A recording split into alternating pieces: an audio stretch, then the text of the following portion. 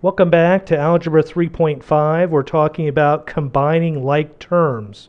Well, I think the first thing we need to do is define what a term is. A term can be a constant, which is 2, 5, 9 is a constant. It can be a variable. We know what variables are. We've talked about them before. X, Y, Z.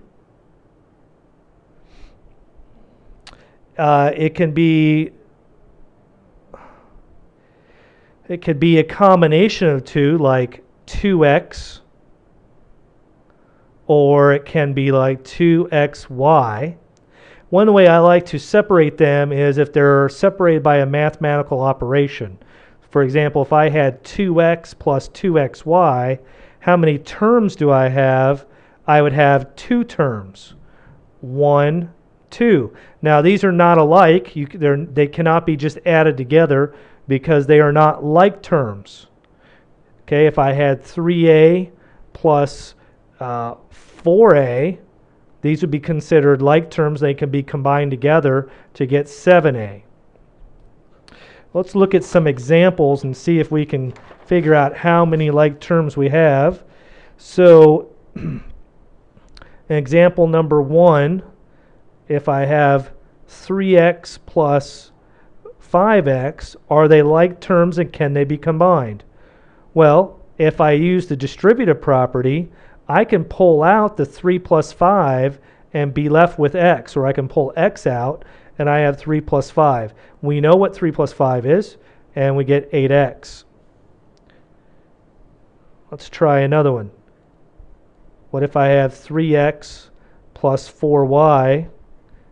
Oh, that's supposed to be a minus. Minus 5x. Combining the like terms, my like terms are 3x and a negative 5x. Don't forget the sign goes with it. And so I am left with a negative 2x plus 4y. These are unlike terms and they cannot be grouped anymore. Let's look at another example, number 3.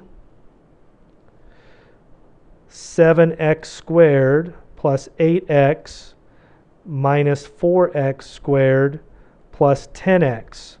Okay, well, let's combine my like terms. I have 7x squared and a negative 4x squared. I have a positive 8x and a positive 10x.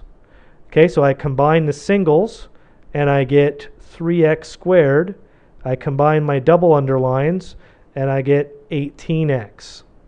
And it's now fully simplified. So when you get long equations like this, I like to do the underline method, or I could even I can circle them or I can square them so that I can know which ones I'm combining to get to my final answer. Let's look at one that might be a little bit more challenging.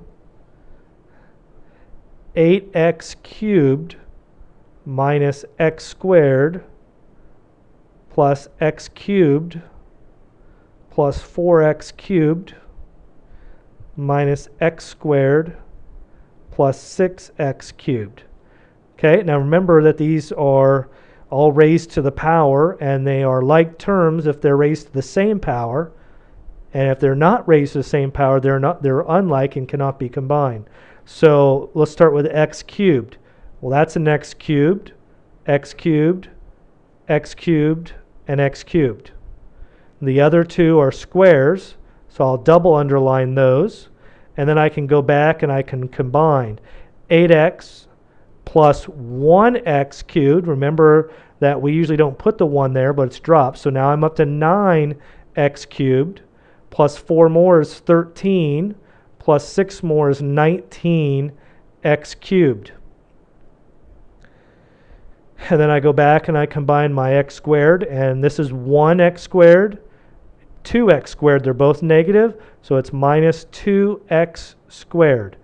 Yeah, just remember, because there's no coefficient here, then its default is 1, and we treat it that way.